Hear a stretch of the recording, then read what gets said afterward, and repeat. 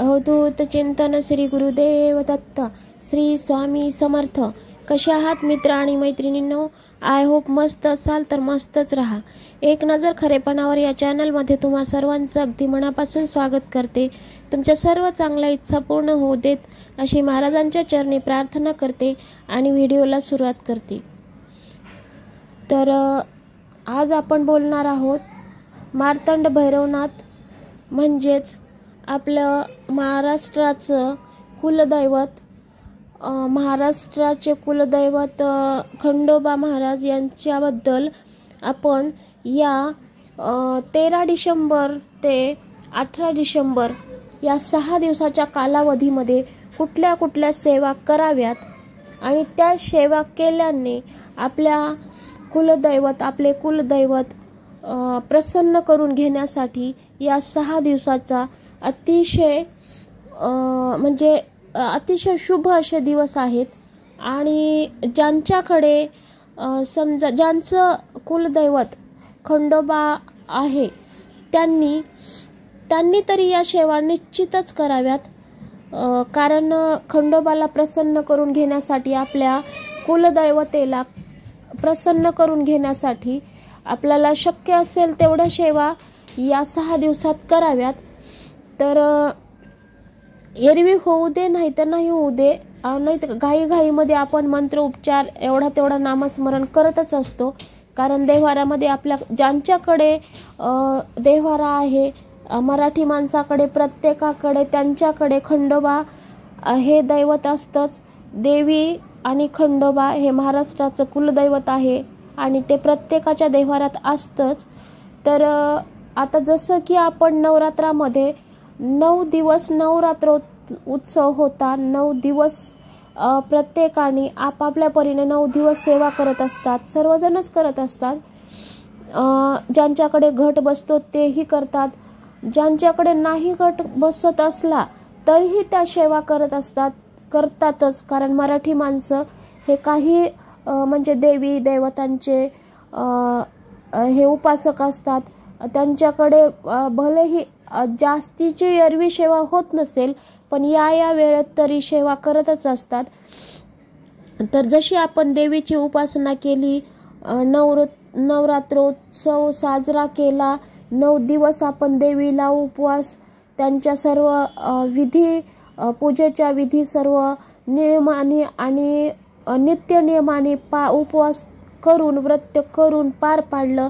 तसंच आपल्याला कुलदैवतालाही प्रसन्न करायचं आहे. त्यांच्याही सर्व नियम पाळून आपण काही सेवा कराव्यात आणि त्या सेवेचं आवश्यक आपल्या सुखी आयुष्यासाठी चांगलेच फायदेशीर ठरत असतं. कारण आपण देवाला, आपण नाही का गणपतीला, आपण इतर नाही का कुठल्याही देवाला, जेव्हा आपण पंढरपूरला, आळंदीला किंवा आपण नाही का अक्कलकोटला, असं जिथं आपलं नाही का मन जातं, देव म्हणलं की आपलं त्या देवावरती मन जातं. आणि श्रद्धाळू लोकांचं मन, देव कुठला भेदभाव करत नाही. आपल्याला दगड जरी रंगवलेला दिसला, समजा दगडाला जरी रंगवलेला दिसला तरी आपण त्याच्यात देव बघत असतो आणि त्या देवाला नतमस्तक होतो, हात तरी जोडतच असतो. तर अशा तऱ्हेने हे आपण प्रत्येकाच्याकडनं आपण एक पॉझिटिव्ह नाही का थिंकिंग आपल्याकडे पोहोचत असते आणि ते आपण नाही का आपल्यामध्ये ते सामावून घेत असतो. तर तशाच पद्धतीने आपल्याला या कुलदैवतेला प्रसन्न करून आपल्याला आपल्या आयुष्यासाठी एक पॉझिटिव्ह आणि सकारात्मक ऊर्जा निर्माण करून घेण्याचे दिवस असतात. तर मित्र आणि मैत्रिणींनो, आपण काय करायचं आहे, तर या दिवसामध्ये तसं सांगायचं म्हटलं तर 2 मिनिटासाठी हेही बोलून देईन की सॉरी, मध्येच फार दिवस झालं माझे एकही व्हिडिओ नाही पडलेला आहे. आठवड्यामध्ये एक व्हिडिओ पडलाय बहुतेक, त्यानंतर मी व्हिडिओ नाही अपलोड करू शकले. कारण काही कारणास्तव अडचणी होत्या, म्हणजे की वैयक्तिक आपल्या घरचं नाहीये पण गेस्ट लोकांच्याकडनं अडचणी होत्या आणि त्या अडचणीला नाही का अडचणी अशा होत्या की नाही का हॉस्पिटलचे आणि त्यांच्याकडे त्यांचं आपल्या इकडं कोण नाहीये पुण्यामध्ये आणि त्यांना घरातूनच बाहेर जायची एवढी पण नाही, जास्त काही रोजच्या रोज नाही बाहेर जायचं असा नव्हता विषय, पण तरीही त्यांच्या डब्याची पूर्तता करणे त्यांना वगैरे आणि नाही का एक कुणावरही वेळ येत असते मित्र आणि मैत्रिणी 4 दिवसासाठी आपल्याला नाही का एक करून आपण सोडून द्यायचं असतं. कसं गरजेला उतरणं हे पण फार महत्वाचं असतं आणि होते ओळखीचेच थोडक्यात आणि त्यामुळे आपल्याला नित्यनेमाने डब्बा वगैरे देण्यात यायचा आणि 2 टाइम डब्बा सर्व आवरावर सगळं हे करता करता आपल्याकडे वेळ नसायचा आणि त्यांना डिस्चार्ज झाल्यानंतरच आता आपण फ्री झालेलो आहेत. आपल्या सगळ्यांच्या स्वामींच्या आशीर्वादाने सगळ्या दैवताच्या आशीर्वादाने ते आता बेस्ट झालेले आहेत. त्यांना डिस्चार्ज मिळाला आणि ते गावाकडे निघूनही गेलेले आहेत. पण विषय असा की आपली ओळख होती म्हणून त्यांनी आपल्याला फोन केला आणि आपल्याकडनं जेवढं शक्य असेल तेवढे आपण त्यांना म्हणजे नाही का एक त्यांचं कोणी नसल्यामुळे इकडं आपल्याला ओळखीवर त्यांनी फोन केलेला आणि ते गावचे असल्यामुळे आपण तेवढं तर करू शकतो नाही का माणूस म्हणून. आणि अशा तऱ्हेने त्यामुळे आपण आपल्या सगळ्या नाही का नियमावली बाजूला ठेवून त्यांची होता होईल तेवढी आपली त्यांच्या गरजेला आपण नाही का पूर्तता हे केली आणि त्यामुळे आपल्याला थोडासा इकडं दुर्लक्ष झालं. पण असं तर आता विषय असा आहे की आता सेवा काय करायच्या आहेत. तर मित्र आणि मैत्रिणींनो, सेवाचा विषय असा आहे की आपण जशी घटस्थापना केली तशीच ह्याही आपल्याला नाही का ह्याचाही घट बसवायचाच असतो. घट बसवायचाच असतो. 6 दिवसासाठी हा घट असतो आणि 6 दिवसाच्या घटामध्ये आपल्याला उपवासही करायचे असतात. जसे आपण नवरात्राचे उपवास केले अगदी त्याच पद्धतीने कुलदैवताच्या उपवासाचे नियमच असतात की फक्त फराळ करायचा असतो. कुलदैवतेचा उपवास आपल्या श्रावणातल्या सोमवारासारखा नसतो. कुलदैवताचे उपवास असे असतात की जे श्रावणासारखे धरल्या जात नसतात की एक टाइम जेवायचं 1 महिनाभर आपण उपवास धरतो, तसं नाहीये. हे नवरात्राचे उपवासही फक्त फराळावरती असतात आणि हेही उपवास फक्त फराळावरतीच असतात 6 दिवस. तर तुम्हाला विषय असा आहे की म्हणजे आम्ही तर असंच धरतो. आता मला माहिती नाहीये इतर कोण कसे करतात, कुठल्या भागात कशी पद्धत आहे हे मला माहिती नाही, पण आम्ही तर अशाच पद्धतीने उपवास धरतो जसे आपण नवरात्राचे धरत असतो.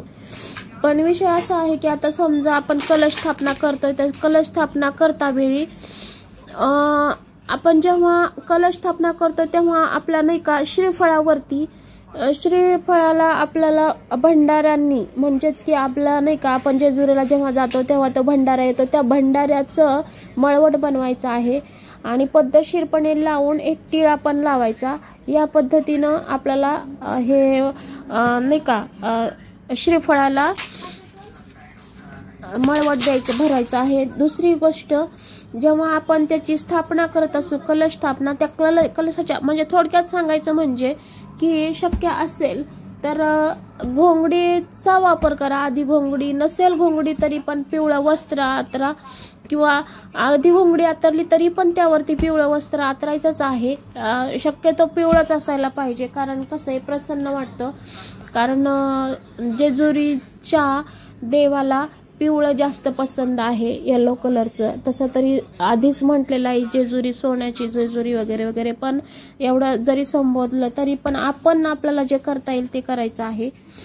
तर आपण नाही का चौकोन काढायचा आहे. त्यानंतर आपल्याला आधी असं नाहीये की फक्त आणि फक्त आपल्याला खंडोबाची ह्याची टाकाची किंवा देवाची एवढीच पूजा करायची आहे. फोटो असतील तर फोटोमध्ये असू दे, टाकामध्ये असू दे, त्याच्यामध्ये आपल्याला नाही का खंडोबा सोबत आपल्याला म्हाळसा हे पण येतातच, हे पण असतातच, बाणू म्हाळसा ह्याही असतात. आणि शिवाय पूजा करता वेळी सुरुवातीला गणपतीची पूजा करायची आहे. त्यानंतर शिवलिंगाचीही पूजा करायची आहे. शिवलिंगाची पूजा केल्यानंतर त्यावरती रुद्राक्षाच्या माळीचाही, जसं आपण नाही का की जेव्हा आपण श्रीयंत्रावर नाही का लक्ष्मी यंत्रावर जशी कमलगट्ट्याच्या माळेचा उपयोग करत असतो तसा आपण शिवलिंगावरती रुद्राक्षाची माळ घ्यायची आहे आणि ह्या 9 दिवसामध्ये, ह्या 6 दिवसामध्ये जो मंत्र उच्चार करायचा आहे, तर तो हा मंत्र उपचार तुम्हाला शिवलिंगावरती जी माळ घातलेली आहे आपली तिच्यावरती करायचा आहे. 11 वेळा तरी मंत्र जप करायलाच पाहिजे आणि 11 वेळा मंत्र जप करत असताना त्या माळीवरती करायचा आहे. कुठल्या तर ते ह्याचा रुद्राक्षाच्या माळीवर जप करायचा आहे या दिवसामध्ये 6 दिवस. आणि जेव्हा जप कराल तेव्हा जपामध्ये तुम्हाला मल्हारी सप्तशती सुद्धा वाचू शकता किंवा मंत्र जप करता वेळी ओम श्री मार्तंड भैरवनाथाय नमः किंवा भैरवनाथाय नमः असं पण बोलू शकून तुम्हाला ह्या मंत्राचा अतिशय प्रभावशाली असे नाही का अनुभव लक्षात येऊन जातील. एक 2-3 दिवसामध्ये जरी तुम्ही केलेलं असेल तरी तुम्हाला पुढं ऑटोमॅटिकली अगदी प्रसन्न वाटेल. त्या टायमिंग मध्ये तुम्ही रेडी असाल, म्हणजे काहीतरी मार्गी लागेल, काहीतरी अंतरात्म्यातनं काहीतरी कुठेतरी असं लक्षात येऊन जाईल की कुलदैवताच्या म्हणजे सेवेमध्ये किती प्रचंड कितीतरी जास्त पटीने सेवेमध्ये अशी नाही का एक शक्ती असते. आणि जेवढं ज्यांना करायचं किंवा नाही करायचं असेल तरीही कमीत कमी या मंत्राचा तरी अवश्य जप करावा. कारण जपामुळे नामस्मरणामध्ये जेवढी शक्ती आहे तेवढी तुमच्या बसून नाही का मन जिथं स्थिर ठेवायचं असेल, मन जर समजा प्रसन्न ठेवायचं असेल, देवाला प्रसन्न करायचं असेल तर नाम जपाचा अतिशय कुठल्याही देवाला नाम जप अतिशय प्रभावशाली ठरतं. तसं केलंच पाहिजे आणि करावंच. तर ज्यांना जेवढं शक्य आहे तेवढं करू शकताय. शेवट कसं आहे म्हणजे नाही का खोबर भंडारा ह्या ज्या विधी आहेत त्या 6 दिवस कराव्यातच. डेली आपल्या आरतीच्या टायमिंग मध्ये घ्याव्यातच, कराव्यात. प्रसाद म्हणून हेच करायचं आहे. शिवाय दुसरी गोष्ट चंपाषष्ठीच्या दिवशी प्रसाद म्हणून म्हणजे नाही का अगदी सोपं आहे सगळं हे की नाही का अगदी सोपं. नैवेद्य एवढं काही कठीण नाहीये किंवा कुणाला जमत नाही असं नाहीये.